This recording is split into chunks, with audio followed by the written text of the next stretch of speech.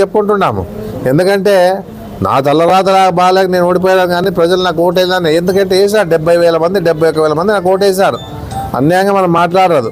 పోయినసారి 73,000 వచ్చిండా, ఈసారి 71,000 మంది వచ్చారు. మనకి ఏదున్నా కూడా ఈ పరిస్థితి ఆదోళనలో ఉంది. నాకు ప్రజలంతా ఓటేశారు, సంతోషము. నేనేం ఓడిపోయిందని బాధపడలే.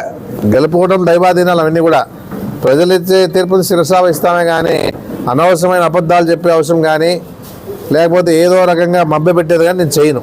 నాతో కాదు అది. చెప్పిందే చేస్తానంటే చేస్తాను. దాదాపుగా 475 కోట్ల మెడికల్ కాలేజ్ తీసుకొస్తాము అనుకున్నాను, తెచ్చినాను. బైపాస్ కష్టపడి తీసుకొచ్చాం. డిగ్రీ కాలేజ్ కోసం ఎన్నో ఏళ్ళుగా కొట్లాడుతుంటే డిగ్రీ కాలేజ్ కూడా జగన్మోహన్ రెడ్డితో తీసి ఇప్పించి స్టార్ట్ చేసిన ఘనత ఈరోజు ఉంది.